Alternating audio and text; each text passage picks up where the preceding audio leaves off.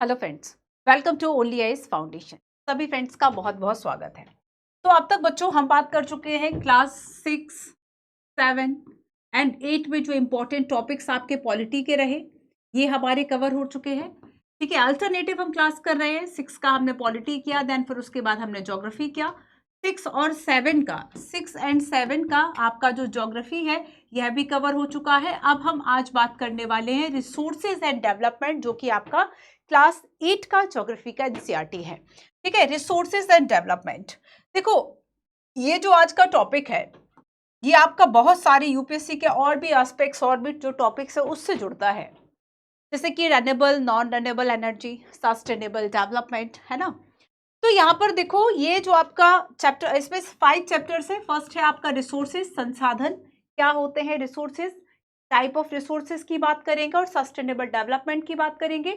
इसके साथ ही साथ हम देखेंगे कि ऐसे कौन से क्वेश्चंस हैं जो यूपीएससी ने पूछे हैं, मेंस एंड पीटी, साथ में आपको करंट के लिए इसको कहाँ कहाँ जो है वे कनेक्ट करना है, इसकी बात करेंगे। चैप्टर 2 में हम रिसोर्सेज में देखेंगे land, soil, water, natural vegetation and wild life resources. Chapter 3 में हम बात करेंगे एग्रीकल्चर की, 4 में बात करेंगे इंडस्ट्रीज की और 5 में बात करेंगे ह्यूमन रिसोर्सेज की। तो आपके ये जो टॉपिक्स है आपके कुछ इकोनॉमी से भी रिलेट हो जाते हैं, है ना। हम देखेंगे ऑल ओवर, काफ़ी इंपॉर्टेंट ये आपका बुक है रिसोर्स एंड डेवलपमेंट। तो चलिए फर्स्ट टॉपिक हम देखेंगे रिसोर्स, और उसके पहले मैं आपको कुछ क्वेश्चंस दिखाती हूँ। अच्छा, ये देखो, क्लास 6 और क्लास 7 में जो हमने ज्योग्राफी का एनसीईआरटी किया, काफ़ी कुछ टॉपिक्स हमने पढ़े, जैसे कि रॉक्स की हमने बात की, एटमॉस्फेयर की हमने बात की, लिथोस्फेयर, ये सारी चीज़ें हमने पढ़ी। अब यहाँ पर यूपीएससी ने जो क्वेश्चन पूछे उस पर भी थोड़ा सा आते हैं, ताकि आपको ये क्लियर हो। जिन बच्चों ने नहीं देखा, यहाँ से ही स्टार्ट कर रहे हैं। मैं बता दूँ, 6 और 7 का ज्योग्राफी का एनसीईआरटी हम पहले कर चुके हैं। 2019 में क्वेश्चन पूछा था, जो कि मिनरल्स से पूछा गया था। With reference to the management of minor minerals in India, consider the following statement. ठीक है, तो यहाँ पर कुछ क्वेश्चंस जो है वह राज्य को लेकर पूछे गए थे। ये क्वेश्चन भी आपका इस टॉपिक से जुड़ता है, थोड़ा सा स्टैंडर्ड है। इसके अलावा जब हम आगे रिसोर्सेज की बात करेंगे कि तो जो नेचुरल गैस है, आज रेन्यूएबल, नॉन रेन्यूएबल एनर्जी की बात करेंगे, देखेंगे कि नेचुरल जो गैस है, कोल है, फॉसिल फ्यूल है, ये सारी चीज़ें नॉन रेन्यूएबल है ना। तो इन सब की बात करेंगे। यहाँ पर आपसे पूछा है कौन से ऐसे स्टेट हैं जहाँ पर ये जो गैसेज है, जहाँ पर हम देखेंगे। अच्छा, परसेंट ऑफ फॉरेस्ट कवर से क्वेश्चन पूछा था ये वाला। ठीक है, गैस से भी क्वेश्चन पूछा हुआ है कि अगर हम नेचुरल गैसेस के जो स्टोरेज या भंडारण है उनकी बात करें तो वो कहाँ पर नेचुरली पाए जाते हैं। इसके अलावा फॉरेस्ट हुआ, ये भी आपके रिसोर्सेज है ना, नेचुरल रिसोर्सेज है। इंडिया एंड शेल गैस, अब देखो यहाँ पर इंडिया और शेल गैस रिसोर्सेज की बात की गई है कि ये कैम्बे है, कावेरी बेसिन है, कृष्णा गोदावरी बेसिन, किस बेसिन में आप देखेंगे कि जो शेल गैस है, और शेल गैस से सेपरेटली भी यूपीएससी ने क्वेश्चन पूछा। ये सारे रिसोर्सेज के ही टॉपिक हैं बच्चों।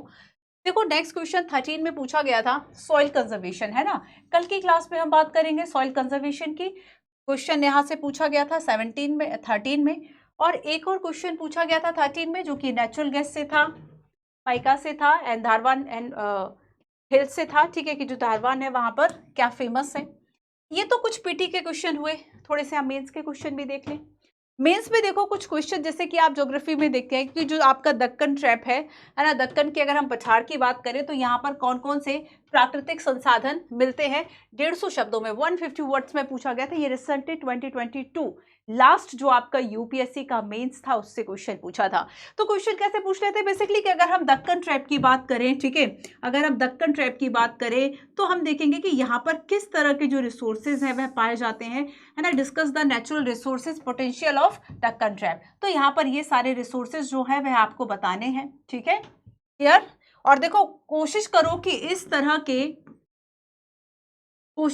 इस तरह से जब भी रिसोर्सेज आपको आप बताएं तो आप थोड़ा सा जो मैप हो उसका जरूर यूज करें। कि अगर आप मान लीजिए साउथ इंडिया में बता रहे हैं कि यहाँ पर कौन कौन से रिसोर्सेज हैं, या फिर वेस्टर्न घाट, ईस्टर्न घाट, कुछ भी आप बता रहे हैं बच्चों, कोशिश कीजिए कि एक रफ मैप जो है वह आप बता सके। इस क्वेश्चन को लिखने की कोशिश कीजिएगा। अब देखो, 2022 में क्वेश्चन पूछा, भारत में पवन ऊर्जा की संभावना, इसका परीक्षण कीजिए और उसके सीमित क्षेत्रीय विस्तार के कारणों को समझाइए।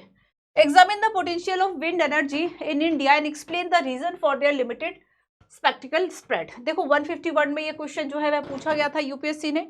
यहाँ पर याद रखना 10 मार्क्स का था आपका ये क्वेश्चन 150 में। और यहाँ पर यूपीएससी ने आपसे जानना चाहा था बच्चों कि अगर हम पोटेंशियल की बात करें विंड एनर्जी की, पवन ऊर्जा की, तो आखिर भारत में ऐसा क्या है ना, क्यों आखिर यहाँ पर पोटेंशियल ज्यादा है, और साथ ही साथ लेकिन अभी जो है वह हम उतना यूज नहीं कर पा रहे हैं, उसके पीछे क्या रीजन है। तो यहाँ से थोड़े से आपको बस वो रीजन बताने। अब क्या क्वेश्चन यहाँ पर टफ लग रहा है आपको? एकदम सरल क्वेश्चन है, बस आप रिसोर्सेज को समझ रहे हैं। रिसोर्सेज में जब हम रेन्यूएबल नॉन रेन्यूएबल की बात करेंगे तो एक एक को हमको थोड़ा सा और डेप्थ में जाके देख लेना है। वहां से जो क्वेश्चन है आपका पीटी का, मेंस का कवर हो जाता है। ठीक है, आओ कुछ क्वेश्चन और दिखाती हूँ। देखो लास्ट हमने बात की थी जब हम महासागर की बात कर रहे थे, ठीक है, ओशियन की बात कर रहे थे, तब हम ओशियन करंट्स की भी हमने बात की। अब यहाँ पर 250 वर्ड्स में और 15 मार्क्स का यूपीएससी ने क्वेश्चन पूछा लास्ट टाइम 2022 में। What are the forces that influence ocean currents, describe the role of fishing industry of the world. समुद्री धाराओं को प्रभावित करने वाली शक्तियां और विश्व के मत्स्य उद्योग में इसका क्या योगदान है। हम पढ़ चुके ना इस चीज को, समुद्री धाराओं को क्या प्रभावित करेगा, क्या पृथ्वी का जो घूर्णन है वह प्रभावित कर रहा है ना। और इसके अलावा रिवॉल्यूशन की बात करें, रोटेशन की बात करें, कौन सी ऐसी चीजें जो प्रभावित करेगी। इसके अलावा क्या अगर हम डेंसिटी की बात करें, जो घनत्व होता है वाटर का, क्या वो प्रभावित करेगा, क्या टेम्परेचर जो है यह प्रभावित करेगा। तो यहाँ पर आखिर जो समुद्री धारा है इसको इन्फ्लुएंस कौन करेगा, ओशियन करंट्स को, क्या ऐसे फोर्सेस है। इसके अलावा मत्स्य उद्योग के लिए अगर हम कहें तो फिशिंग इंडस्ट्री के लिए, जैसे कि न्यू फाउंडलैंड है जहां पर ठंडी और गर्म धाराएं जो hot and cold ocean current से वह मिलती हैं, वहां पर फाइटोप्लैंक्टन किस तरीके से ऊपर आते हैं, तो वहां पर इस तरह के जो फिशिंग इंडस्ट्रीज है वह ज्यादा डेवलप है, इसको बता रहा था। एनसीईआरटी से सॉल्व हो रहा है ये क्वेश्चन, सारे ऐसे हैं। देखो ये क्वेश्चन डिस्कस करने का बच्चों यही मेरा मेन मोटिव है कि आप इन क्वेश्चन को देखें। अभी केवल आपने 2 एनसीईआरटी पढ़ी, 6 और 7 की। देखो ज्योग्राफी को लमसम जो है वह ये नहीं कहूंगी कि सफिशियंट है ना, ये नहीं, क्योंकि 100% सफिशियंट की गारंटी ना मैं ले सकती हूँ, कोई अगर ले रहा है तो शायद वो उतना आपसे प्रैक्टिकल बात नहीं कर रहे, उतना सही नहीं बता रहा। पर ज्योग्राफी के 6 से लेकर 12 तक के एनसीईआरटी अगर आप पढ़ते हैं, है ना, आपसे आपको बहुत कुछ जो है इससे मिल जाएगा। ये भी संभावनाएं बन सकती हैं कि अगर क्वेश्चन और टॉपिक की आपको ठीक ठाक समझ है, करंट अफेयर से आपने उसको रिलेट किया है, शायद आपको किसी स्टैंडर्ड बुक की जरूरत ना पड़े। तो ज्योग्राफी के लिए एनसीईआरटी में है चीजें, है ना। तो आप देखोगे कि विंड एनर्जी और पोटेंशियल, ये सारी चीजें कुछ ऐसी होती है कि हमें थोड़ा सा एक्स्ट्रा पढ़ने की जरूरत होती है। अगर आप इसके लिए थोड़ा सा सर्च करेंगे या करंट अफेयर में कनेक्ट रहेंगे तब भी आप इन चीजों को बहुत इजीली कर सकते हैं। तो ऐसा नहीं है। आप देखो ये क्वेश्चन आपका सीधा एनसीईआरटी से हो रहा है, ये क्वेश्चन आपका सीधा एनसीईआरटी से हो रहा है 2022 का। सोचो 15 मार्क्स का क्वेश्चन था जो लास्ट हम पढ़ चुके कि शोभमंडल ट्रोपोस्फियर से क्वेश्चन था। ट्रोपोस्फियर क्या है? वायुमंडल की एक महत्वपूर्ण परत है जो कि मौसमी प्रक्रियाओं को निर्धारित करेगा। Troposphere very significant atmospheric layer and determine whether process how. तो आखिर किस तरीके से 250 वर्ड का ये क्वेश्चन पूछा था 15 मार्क्स का।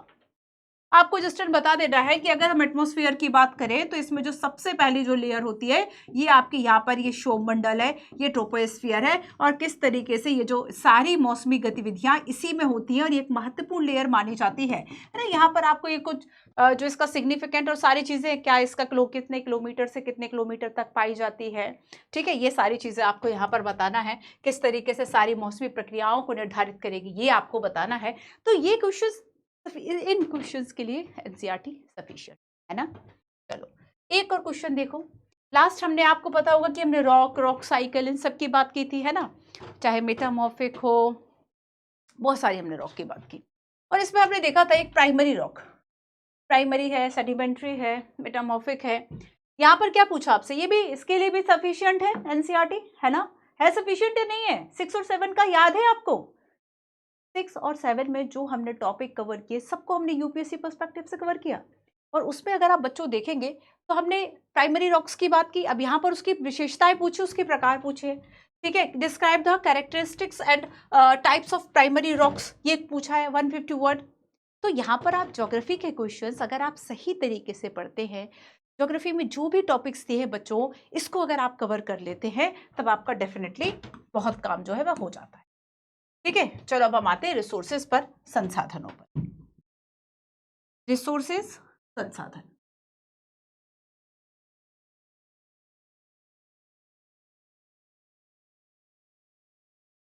सबसे फर्स्ट हम यहाँ देखेंगे कि रिसोर्सेज आखिर है क्या, व्हाट इज रिसोर्सेज, और आगे हम बात करेंगे टाइप्स ऑफ रिसोर्स। ठीक है, यहाँ हमें बात करना है व्हाट इज रिसोर्सेज, है ना, कि जो रिसोर्सेज है, जो संसाधन है, आखिर ये है क्या, संसाधन क्या है। और आगे हम देखेंगे कि ये जो है वे कितने प्रकार के होते हैं। टाइप ऑफ रिसोर्सेज की हम बात करेंगे तो यहाँ पर हम देखेंगे नेचुरल रिसोर्सेज, प्राकृतिक संसाधन, नेचुरल रिसोर्सेज। सेकंड हम इसमें देखेंगे, अच्छा नेचुरल रिसोर्सेज को भी अगेन हम टू पार्ट्स में डिवाइड करते हैं, और ये बहुत इंपॉर्टेंट है। यूपीएससी ने यहाँ पे मेंस का क्वेश्चन पूछा है, मैं आपको बताती हूँ कौन सा क्वेश्चन। यहाँ पर देखो, renewable and non renewable sources, renewable sources and non renewable, नवीकरणीय और गैर नवीकरणीय, है ना, यही हुआ ना, नवीकरणीय और अनवीकरणीय या गैर नवीकरणीय संसाधन। इसके अलावा हमें इसमें बात करनी है ह्यूमन मेड रिसोर्सेज की, नेचुरल रिसोर्सेज हो गया, सेकंड इसमें क्या है, human made, human made resources. अच्छा ये बताओ, क्या ह्यूमन जो है, हम ह्यूमन रिसोर्सेज भी तो कहते हैं, ह्यूमन रिसोर्सेज भी तो कहते हैं, तो क्या ह्यूमंस जो है, जो मानव है, वो खुद भी एक रिसोर्सेज है, टाइप ऑफ रिसोर्सेज। ठीक है, और आगे यहाँ पर हम बात करने वाले हैं लास्ट, कंजर्विंग रिसोर्सेज।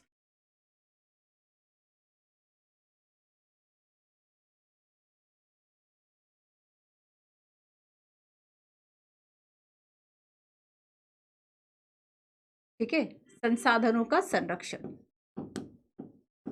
संसाधनों का संरक्षण। और यहां पर संसाधनों के संरक्षण में आता है एक इंपॉर्टेंट टॉपिक, जो कि आपका सस्टेनेबल डेवलपमेंट।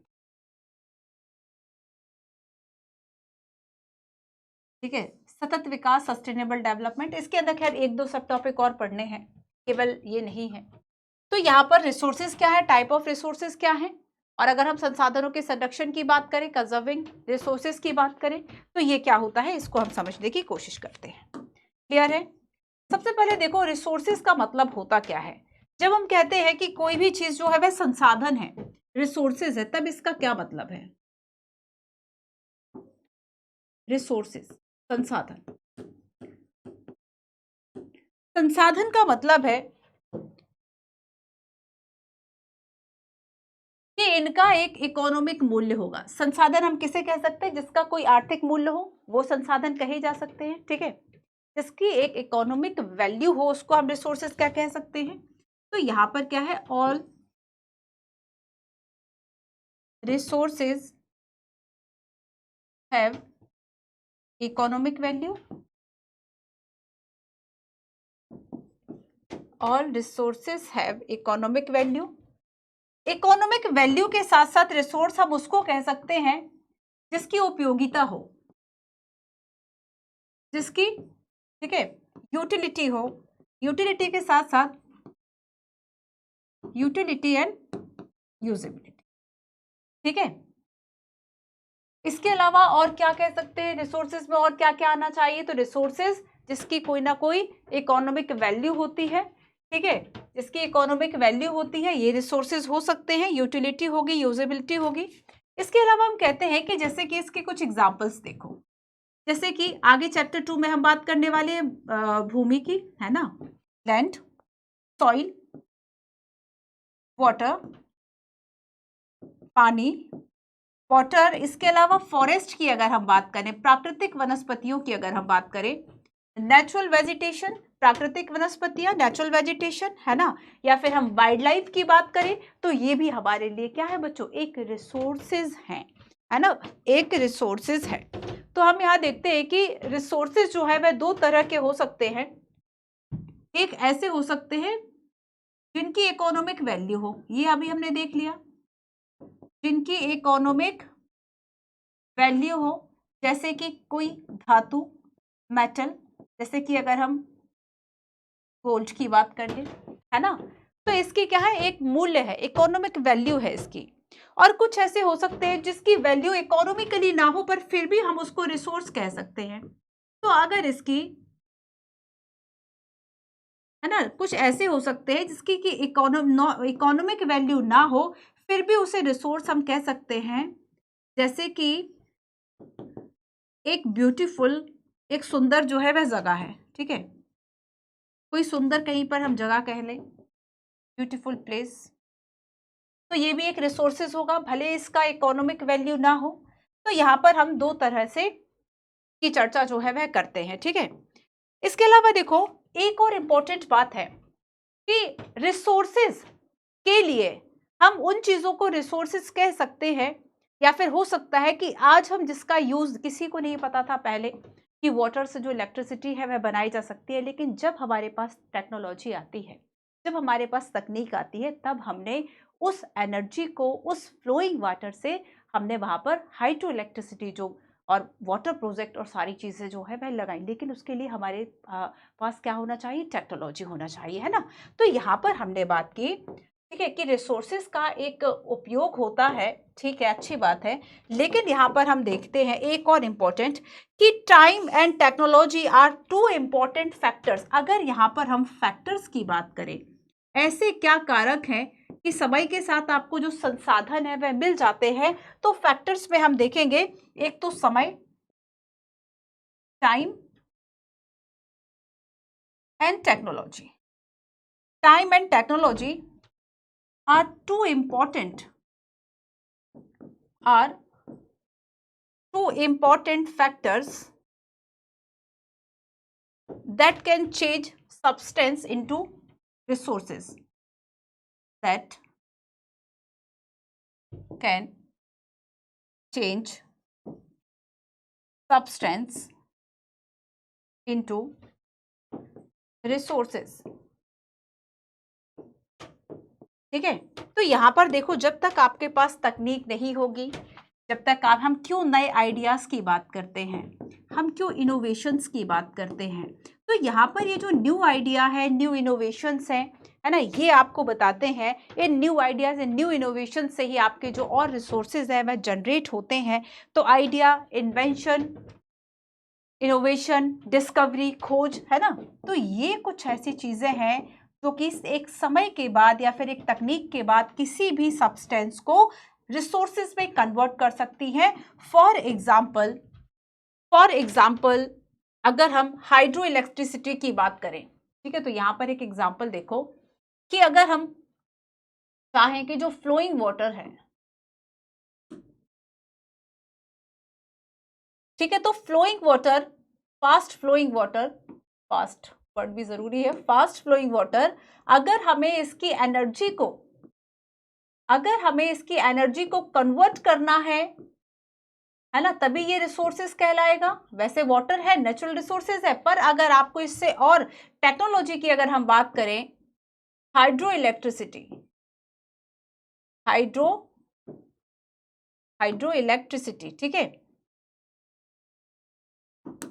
तो यहां पर हाइड्रो इलेक्ट्रिसिटी तभी पॉसिबल है जब आपके पास टेक्निक हो, आपके पास तकनीक हो, ठीक है। तो इसलिए ये आपके रिसोर्सेज से संबंधित कुछ बेसिक बातें हैं कि रिसोर्सेज का क्या इकोनॉमिक वैल्यू होगा, इसकी यूटिलिटी होगी, यूजेबिलिटी होगी, इसके अलावा इसके टू टाइप्स होंगे, और यहाँ पर टू फैक्टर्स में हमने बात कर ली कि समय और तकनीक, ठीक है, समय के साथ साथ और तकनीक के साथ साथ जो सब्सटेंस है इनको रिसोर्सेज में कन्वर्ट किया जा सकता है। क्लियर? तो जल्दी जल्दी से मैं साइड हूं बच्चों, आप स्क्रीनशॉट इसका ले लें। अब आगे देखो, यहां पर हम बात करेंगे नेचुरल रिसोर्सेज की, और नेचुरल रिसोर्सेज को हम जोड़ेंगे किससे, नेचुरल रिसोर्सेज को जो हम टाइप्स देखेंगे, रनेबल, नॉन रनेबल, इसको हम यूपीएससी से जोड़ेंगे, इसको हम बजट से जोड़ेंगे, इसको हम एक यूपीएससी मेंस के क्वेश्चन से जोड़ेंगे। तो देखो, टाइप ऑफ रिसोर्सेज जो है,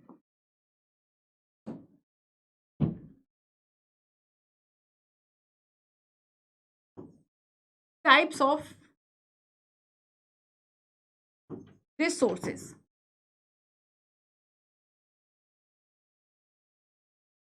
फर्स्ट है इसमें नेचुरल, प्राकृतिक संसाधन,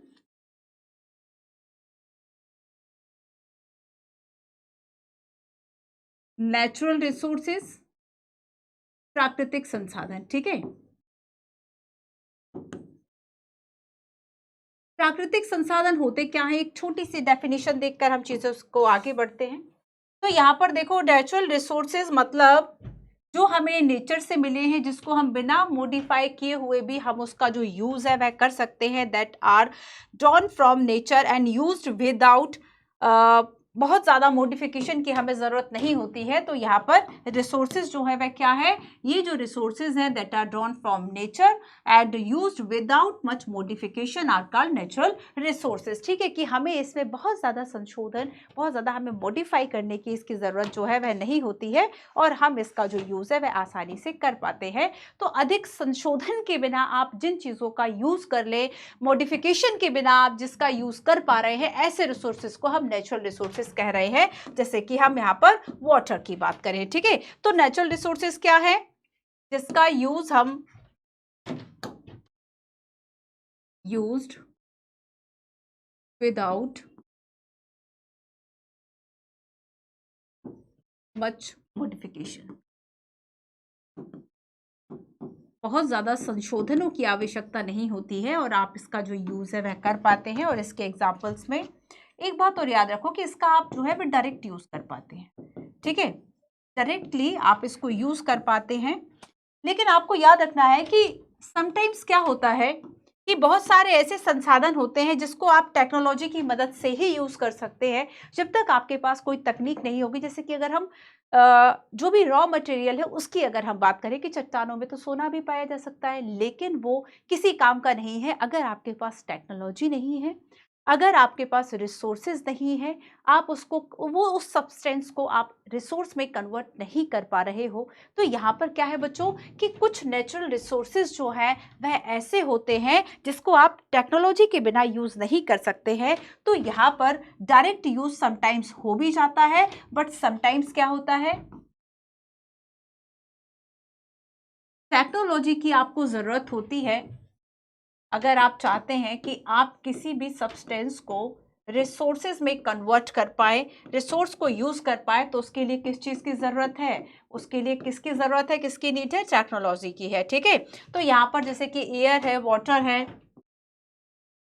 एयर है, वाटर है, ठीक है, ये सब क्या हो गया, नेचुरल रिसोर्सेज हो गए। अब देखो आगे इसमें जो इम्पोर्टेंट आपके लिए सेगमेंट है वह है कि टाइप्स ऑफ, अगर हम नेचुरल रिसोर्सेज की बात करें तो इसमें रेन्यूएबल और नॉन रेन्यूएबल रिसोर्सेज की बात होती है। रेन्यूएबल एंड नॉन रेन्यूएबल, नवीकरणीय और अनवीकरणीय।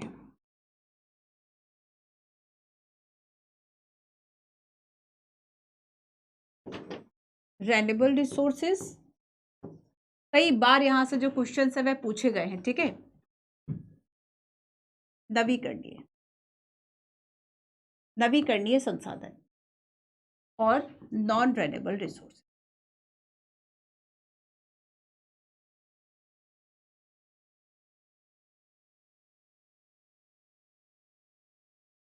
अनवीकरणीय संसाधन।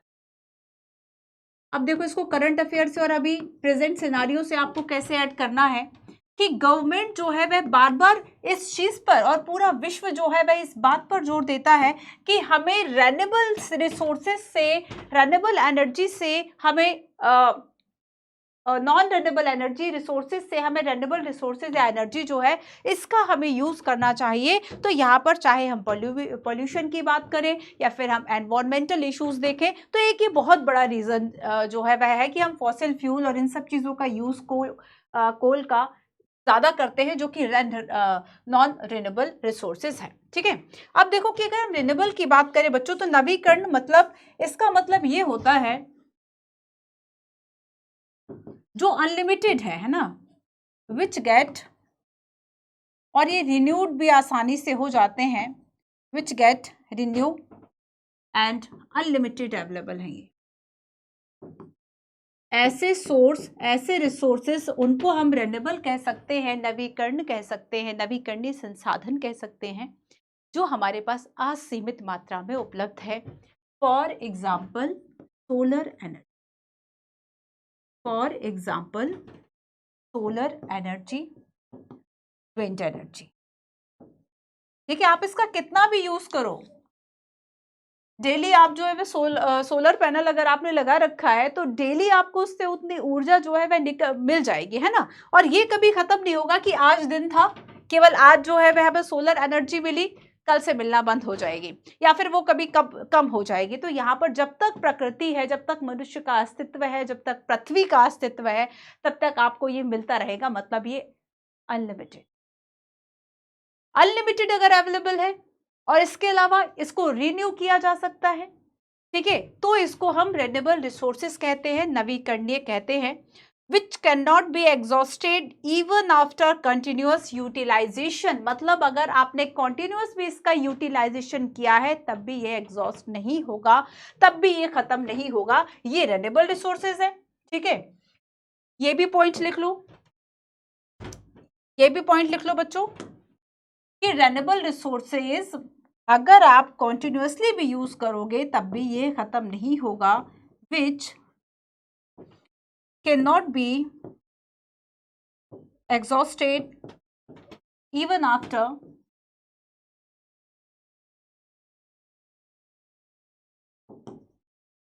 continuous utilization, continuous utilization. अगर आप इसका निरंतर भी प्रयोग करते रहेंगे तब भी ना तो सोलर एनर्जी कही जा रही, ना ही विंड एनर्जी कही जा रही, ठीक है। चलो, अब हम नेक्स्ट बात करते हैं कि नॉन रिन्यूएबल जो एनर्जी है आखिर ये क्या कहती है, ठीक है। नॉन रिन्यूएबल जो एनर्जी है which have a limited stock, क्या याद रखना है आपको इसमें, which have a limited stock, सीमित मात्रा में ये अवेलेबल हैं, और अगर एक बार ये खत्म हो गए तो इनको फिर से रिन्यू होने में 1000 ईयर लग जाएंगे, ठीक है। अब फॉर एग्जांपल इसमें आएगा कोल, पेट्रोलियम, नेचुरल गैसेस। आपको लगेगा, यूपीएससी ने क्वेश्चन पूछा कि नेचुरल गैसेस जो है ये रेन्यूएबल है, याद रखना नॉन रेन्यूएबल है नेचुरल गैसेस भी, ठीक है, इसमें आएगा। तो यहाँ पर कोल है, पेट्रोलियम है, नेचुरल गैसेस है, मतलब बच्चों ये 1000 ईयर लेंगे रिन्यू होने के लिए, ठीक है, 1000 ईयर, 1000 वर्ष कम से कम लगेंगे टू बी रिन्यू।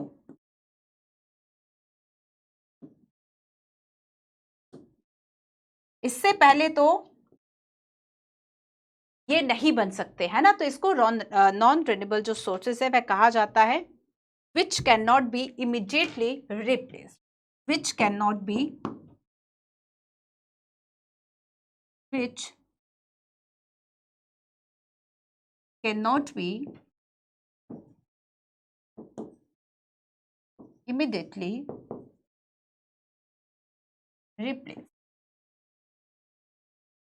इन्हें तुरंत रिप्लेस्ड नहीं किया जा सकता। तो ये रेन्यूएबल नॉन रेन्यूएबल सोर्सेज हो गए।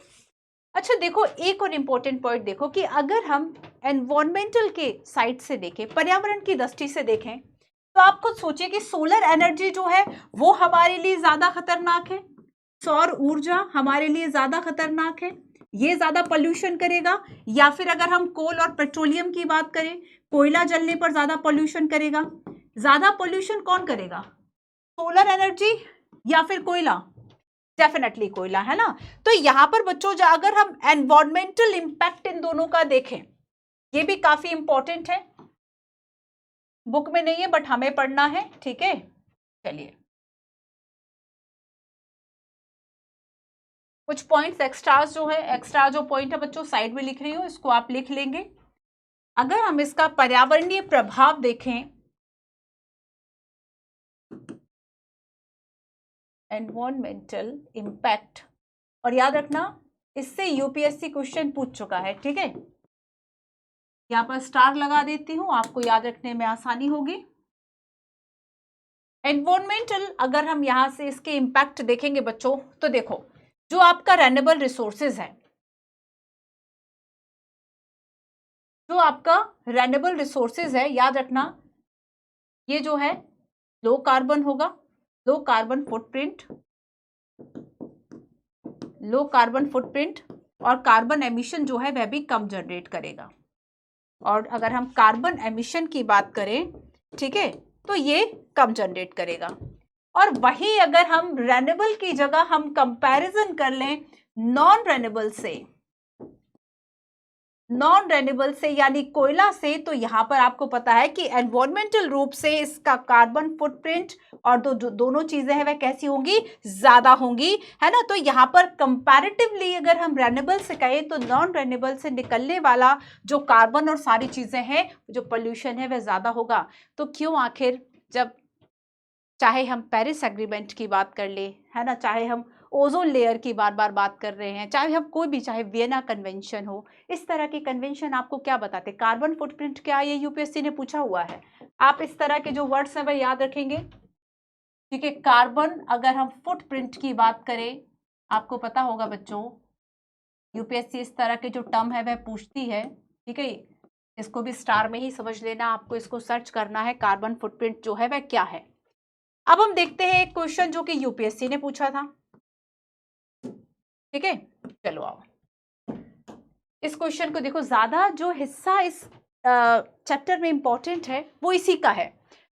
मेंस के क्वेश्चन है जो कि यूपीएससी ने पूछे हुए, इन क्वेश्चंस को थोड़ा सा ध्यान से देखो। बेसिक हमने पढ़ लिया, थोड़ा सा एडवांस अपने आप से कोशिश करोगे, इन क्वेश्चन के आंसर बहुत इजीली लिख पाओगे।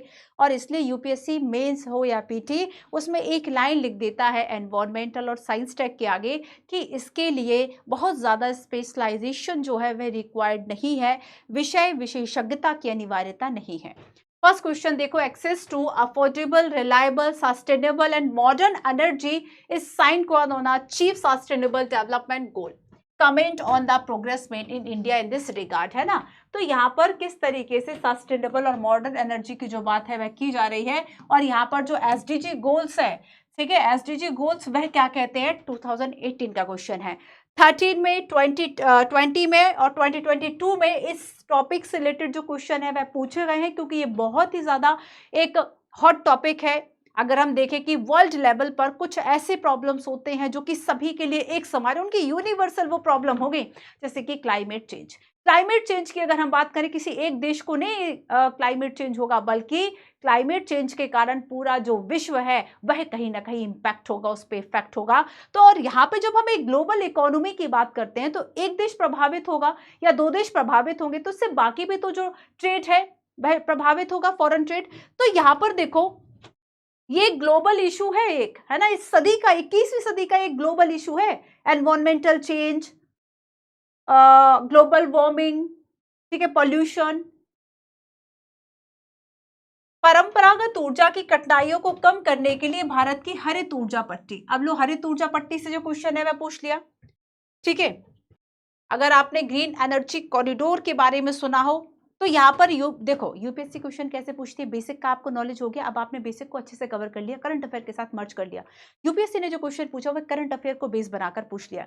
अगर बेसिक आता है तो क्वेश्चन की शुरुआत कर पाओगे और उस करंट अफेयर का टॉपिक आप पढ़ पाओगे, क्योंकि आपको बेसिक पता है, बस यही भूमिका है, ठीक है। बेसिक के बिना ना करंट समझ में आएगा, ना आप उसको लिंक कर पाएंगे।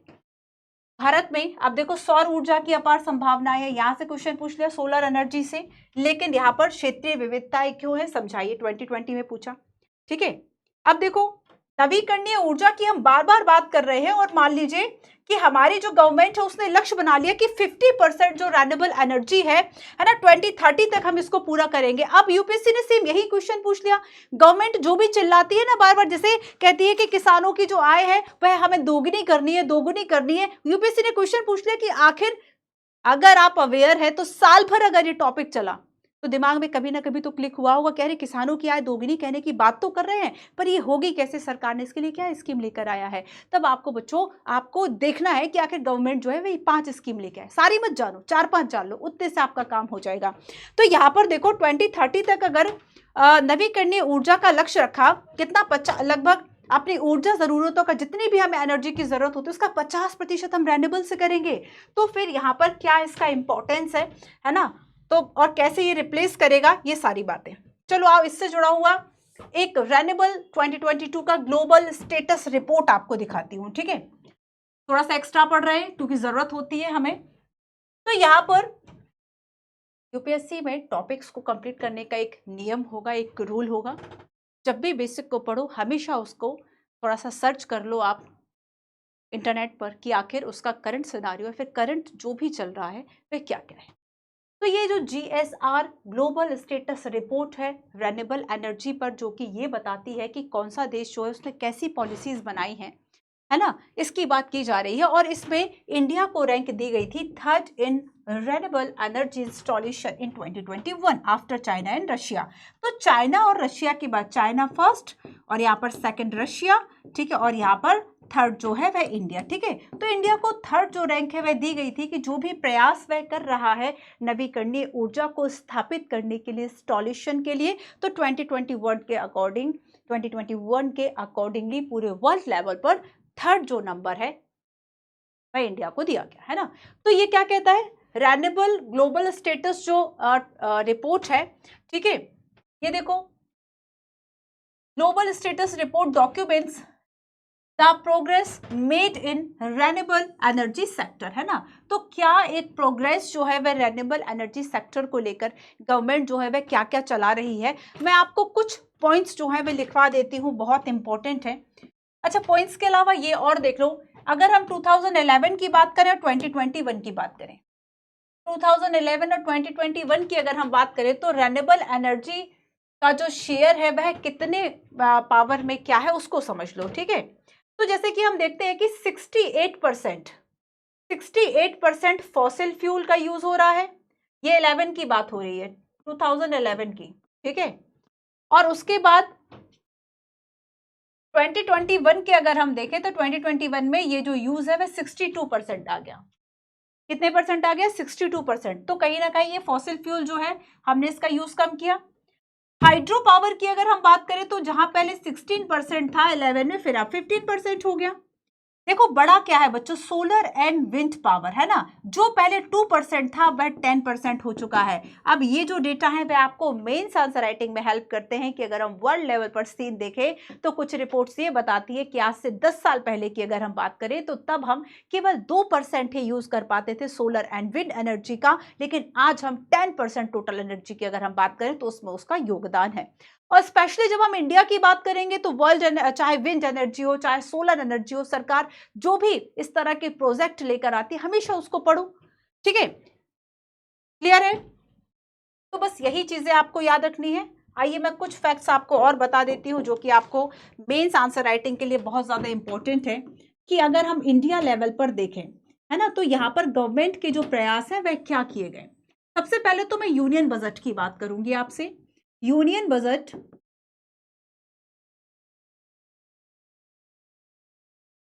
2021 में देखो, 2021 2022 में ग्रीन एनर्जी इनिशियल जो मिशन है,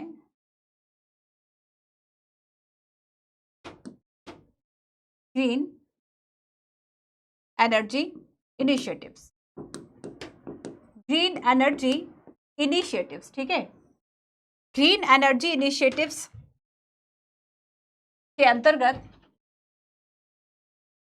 हाइड्रोजन एनर्जी मिशन। अब यूपीएससी पीटी में कैसे पूछ लेता है, पीटी में आपसे मान लीजिए सीधा सीधा जो हाइड्रोजन जो मिशन है यहां से क्वेश्चन पूछ लिया, ठीक है, हाइड्रोजन एनर्जी मिशन, सीधा यहां से क्वेश्चन पूछ लिया, कुछ इसके फैक्ट पूछ लिया। याद रखना इसके फैक्ट का जो यूज है वो कहां पर है, पीटी में है, और मेंस में इस पूरी लाइन का यूज है। मेंस में आपको ये याद होना चाहिए कि ये लाइन आपको कहाँ यूज कर रहा है, बस यही जो यूज है ये आपके पीटी और मेंस की तैयारी को अलग अलग कर देता है। तो ये यूनियन बजट की बात हो गई कि ग्रीन एनर्जी जो भी इनिशिएटिव्स लिए गए, उन इनिशिएटिव्स के अंतर्गत जो हाइड्रोजन एनर्जी मिशन था, ठीक है, एनर्जी जो मिशन था इसको लॉन्च किया गया। अब देखो एक और मिशन जो कि GL Nehru national solar mission है।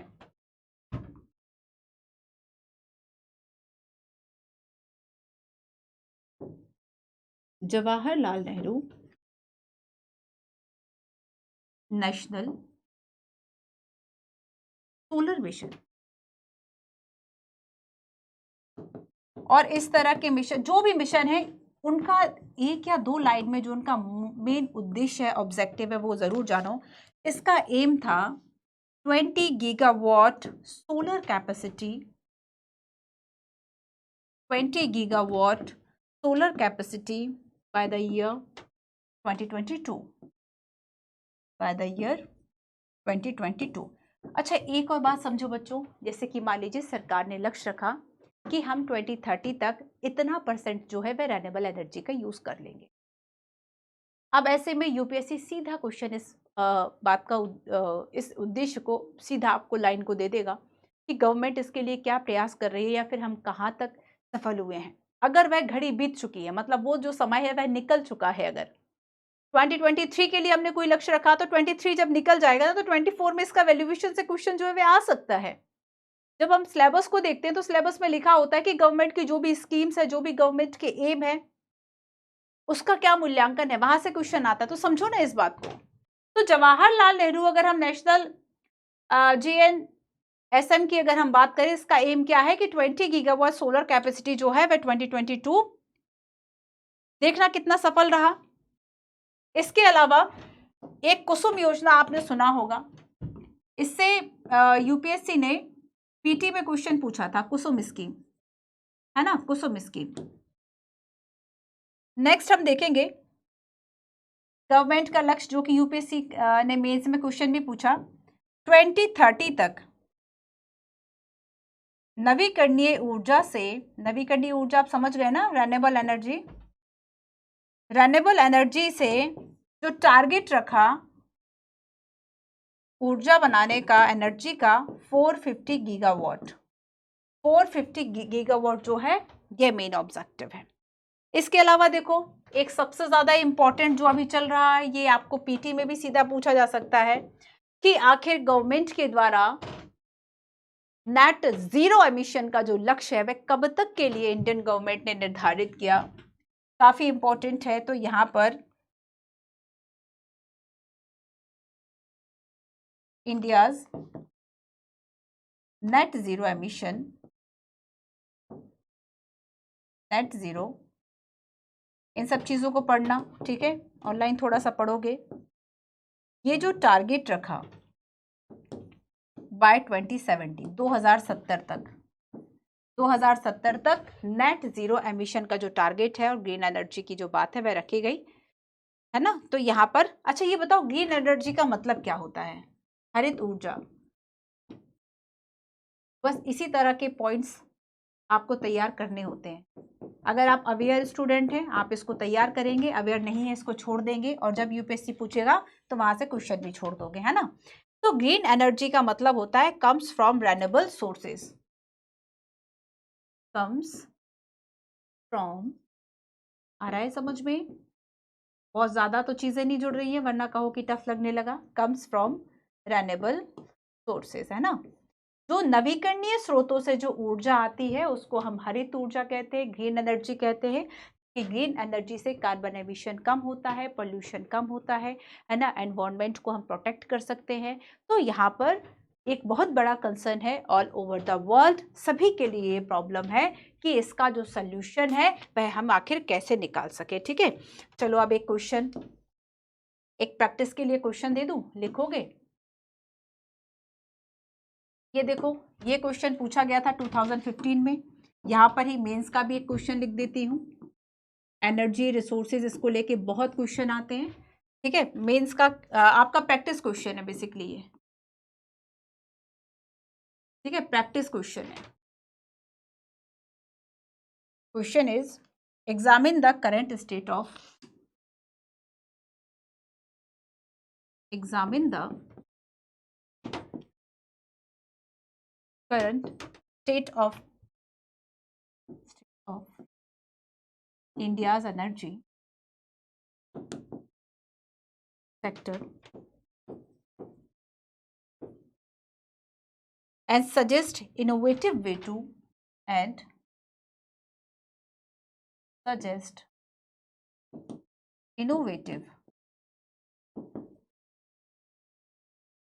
ways to move the country, to move the country towards green energy, towards green energy, हरित ऊर्जा की तरफ आखिर हम कैसे जाएं, इसके लिए क्या इनोवेशन हो सकता है, और अभी करंट स्टेटस जो इंडिया का है एनर्जी सेक्टर का वह क्या है। तो ये एक मेंस का क्वेश्चन आपके लिए हो सकता है प्रैक्टिस के लिए। 15 का क्वेश्चन और देख लो, with reference to the India, आपको IRED के बारे में पढ़ना है, ठीक है। ये क्वेश्चन मैं आपके लिए छोड़ देती हूँ, आपको इसके बारे में पढ़ना है। हाँ, आंसर मैं इसका बता देती हूँ कि ये जो आपका renewable energy, Indian renewable energy and development agency है, ठीक है, ये एक पब्लिक लिमिटेड गवर्नमेंट कंपनी है और ये एक नॉन बैंकिंग फाइनेंशियल कंपनी है। तो यहाँ पर ये दोनों ही स्टेटमेंट इसके बारे में सही हैं। तो जो भी इंसाइट्स और पीटी और मेंस के हो सकते थे बच्चों, वो मैंने सारे डिस्कस आपसे कर लिए, ठीक है। आई होप ये आपको हेल्प करेगा। तो यहाँ पर मैंने आपसे बात की renewable and non renewable energy की, ठीक है। इसके अलावा एक और आपका जो पॉइंट है वह बचता है कि जब यहाँ पर हम टाइप ऑफ रिसोर्सेज की बात करेंगे तो एक तो हो गया आपका नेचुरल रिसोर्सेज, ठीक है, एक हो गया आपका नेचुरल रिसोर्सेज और दूसरा आपका हो गया ह्यूमन मेड रिसोर्सेज। सेकंड आपका हो गया ह्यूमन मेड रिसोर्स, ठीक है। एक तो हो गया प्राकृतिक और दूसरा हो गया मानव निर्मित संसाधन। मतलब जो मानव के प्रयासों से, मानव निर्मित संसाधन है ना, जो मनुष्य के प्रयासों से संसाधनों में कन्वर्ट हो गए। अगर मनुष्य इसके लिए प्रयास नहीं करता, ह्यूमन इसके लिए एफर्ट नहीं डालता, तब हम इसका जो यूज है वह नहीं कर पाते। तो हम देखते हैं ह्यूमन मेड रिसोर्सेज, मतलब समटाइम्स क्या होता है कि जो नेचुरल सब्सटेंस है वह रिसोर्सेज तभी बन पाते जब उसके लिए ह्यूमन जो है वह कुछ प्रयास करे या फिर कुछ जो टेक्नोलॉजी है वह लगाए। तो natural substance,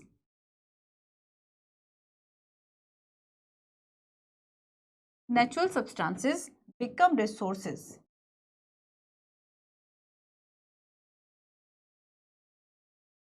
only when their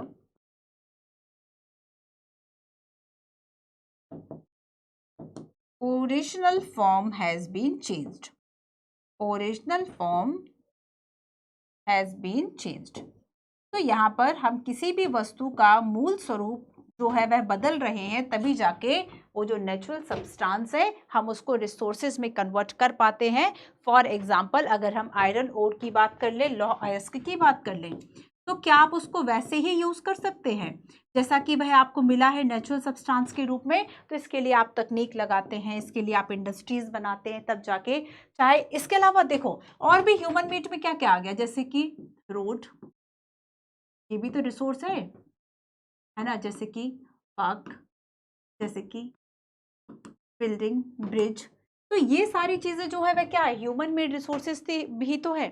और इसके अलावा एक और देख लो कि ह्यूमन खुद अपने आप में भी एक रिसोर्सेज है, पर ह्यूमन रिसोर्सेज के लिए दो चीजें लगती हैं, एक तो है हेल्थ और दूसरा है एजुकेशन, है ना, हेल्थ और एजुकेशन है। तो अगर आप चाहते हैं कि जो ह्यूमन रिसोर्सेज है उसका आप प्रॉपर यूज कर सको, क्यों हम आखिर डेमोग्राफिक डिविडेंड्स की बात करते हैं कि जो जनसांख्यिकी लाभांश है वह हमें तब तक नहीं मिल सकता जब तक कि हेल्थ एंड एजुकेशन जो है वह प्रॉपर वे से लोगों तक नहीं पहुंच पाती। तो यहाँ पर हम कहेंगे कि ह्यूमन मेड रिसोर्सेज तो ठीक है, इसके अलावा जो ह्यूमन रिसोर्सेज हम कहते हैं, ह्यूमन रिसोर्सेज के इंपॉर्टेंट दो फैक्टर है, एक तो हेल्थ और दूसरा एजुकेशन, ठीक है। तो देखो स्किल और नॉलेज हम देखते हैं कि जो फिजिकल मटेरियल जो भी है उसको वैल्यूएबल रिसोर्सेज में अगर कन्वर्ट कर रहा है तो उसके पीछे उसकी टेक्नोलॉजी है। तो टेक्नोलॉजी भी क्या किस में आएगा, टेक्नोलॉजी ह्यूमन मेड है या फिर नेचुरल मिली है आपको, ह्यूमन मेड है ना। तो टेक्नोलॉजी जो है हमने डेवलप की है। तो यहाँ पर जैसे चाहे हम नैनो टेक्नोलॉजी की बात करें या फिर और टेक्नोलॉजीज की बात करें, तो ये आपके टाइप ऑफ रिसोर्सेज हो गए। अब हम चलते हैं, लास्ट इसमें पॉइंट है कंजर्विंग रिसोर्सेज, ठीक है। कंजर्विंग रिसोर्सेज संसाधनों का संरक्षण, संसाधनों का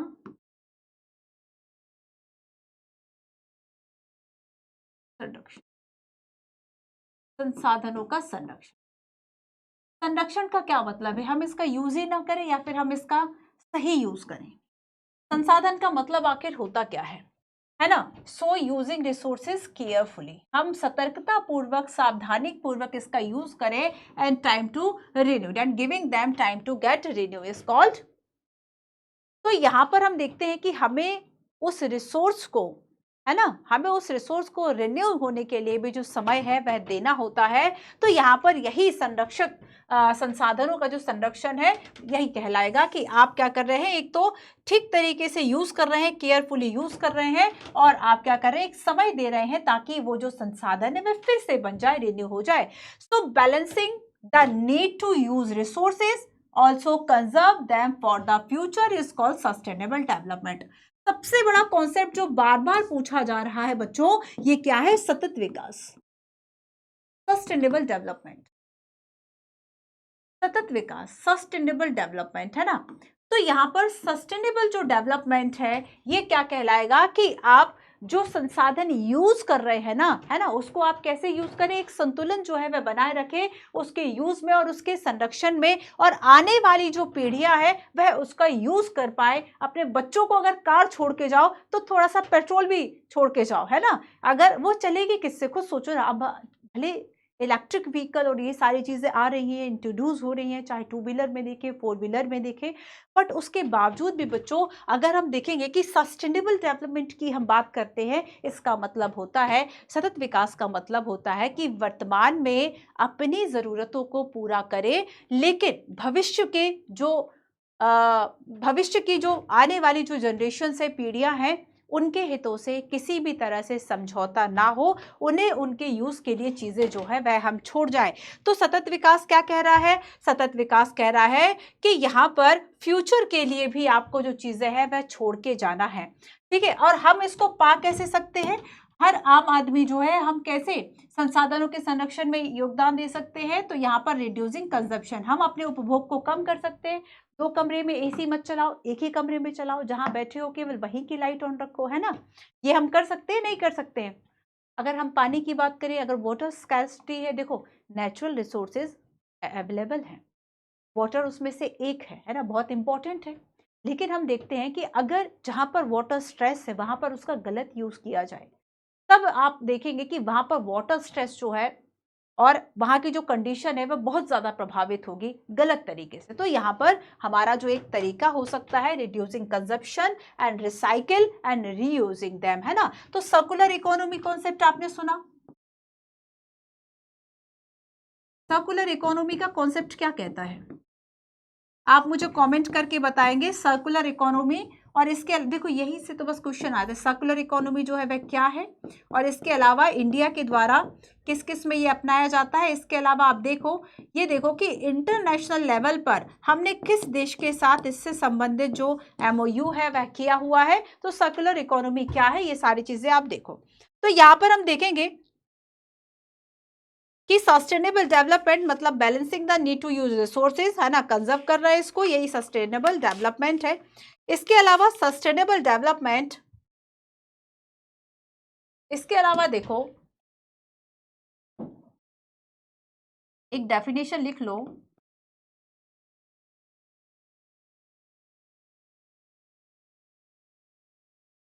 सस्टेनेबल डेवलपमेंट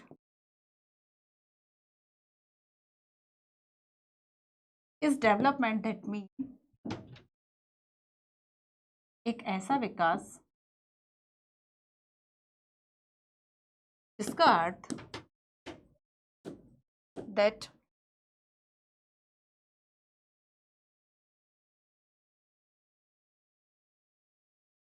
ठीक है। तो यहां पर देखो सस्टेनेबल डेवलपमेंट या सतत विकास का अर्थ क्या है कि हमें अभी अपनी वर्तमान की जरूरतों को पूरा करना है, the need of the people, the need of the present, वर्तमान की आवश्यकताओं की हम बात करें ना, the need of the present, और हमें इस तरीके से यूज करना है without without compromising, without compromising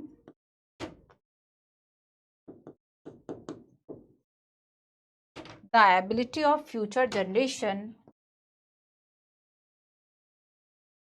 the ability of future generation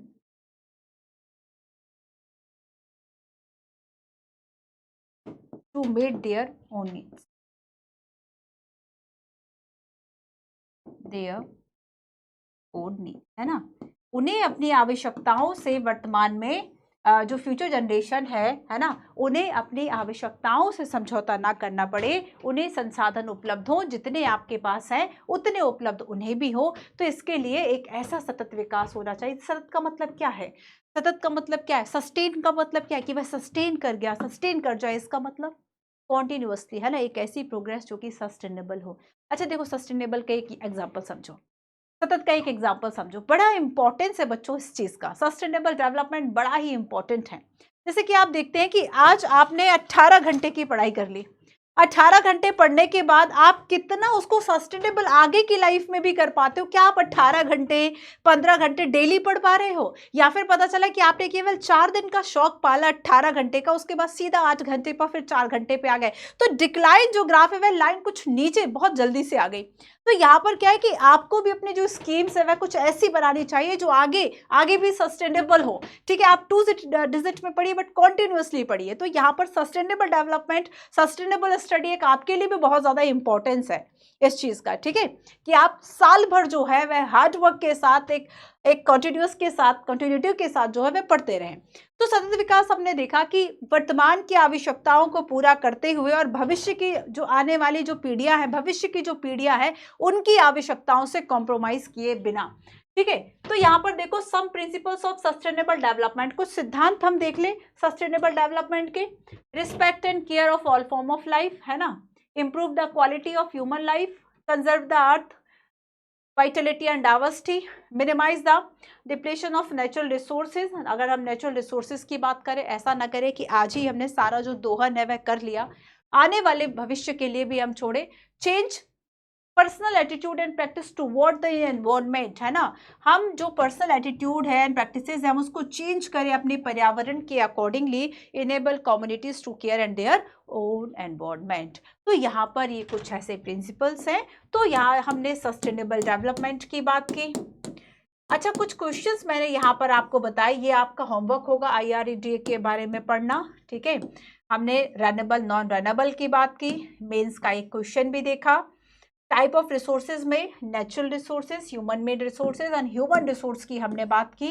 resources क्या होते हैं, ठीक है, रिसोर्सेज क्या होते हैं और इसके अलावा किस तरीके से एनर्जी जो हमारे पास अवेलेबल है हम उसको रिसोर्स में कन्वर्ट कर पाएंगे, उसके लिए टेक्नोलॉजी चाहिए, उसके लिए टाइम चाहिए। और इसके अलावा हमने कुछ क्वेश्चंस देखे, इन क्वेश्चंस का आंसर आपको लिखना है। ठीक है, आने वाले समय में इन सभी क्वेश्चंस के आंसर कराऊंगी। ये चैप्टर, ये पूरी बुक आपके लिए बेसिकली बड़ी इंपॉर्टेंट है ना। चाहे हम रिसोर्सेज, अब देखो कल लैंड, सॉइल, वाटर, एक एक टॉपिक बहुत बड़ा है। अगर हम केवल सॉइल की भी बात करेंगे कि तो इसमें सॉइल कंजर्वेशन आ जाएगा। यूपीएससी ने पीटी में भी सॉइल कंजर्वेशन से क्वेश्चन पूछा, मेंस में भी पूछा, है ना। नेचुरल वेजिटेशन, वाइल्ड लाइफ या फिर लैंड की हम बात करें, हर जगह से क्वेश्चन पूछा है। तो कल की जो क्लास है, नेक्स्ट आपकी जो क्लास होगी जिसमें कि हम ये बात करेंगे, बहुत इंपॉर्टेंट है। तो चैप्टर 3 देखो, अगर हम एग्रीकल्चर देखेंगे और हम इंडस्ट्री की बात करेंगे, ह्यूमन रिसोर्स की बात करेंगे, तो ये आपके लिए बड़ा ही इंपॉर्टेंट होगा। क्लियर है? तो यहाँ पर हमने क्वेश्चन देखे हैं जो आगे आने वाले समय में हम सॉल्व करेंगे। इसके अलावा 6 और 7 में आप इन पॉइंट्स को पढ़ चुके हैं। दक्कन ट्रैप में क्या संभावनाएं हैं रिसोर्सेज की, है ना। इसके अलावा हमने देखा कि अगर हम एनर्जी के लिए देखें तो विंड एनर्जी के लिए क्या पोटेंशियल है इंडिया में, और अगर इसका लिमिटेड अगर स्प्रेड है तो उसके पीछे क्या रीज़न है। ठीक है, ट्रोपोस्फियर की हमने बात की कि क्यों एक सिग्निफिकेंट एटमॉस्फेरिक लेयर है, क्या इसका सिग्निफिकेंस है, तो इसकी हमने बात की। तो ये था आपका पूरा चैप्टर। ठीक है, चलिए मिलते हैं नेक्स्ट क्लास में। Thank you so much.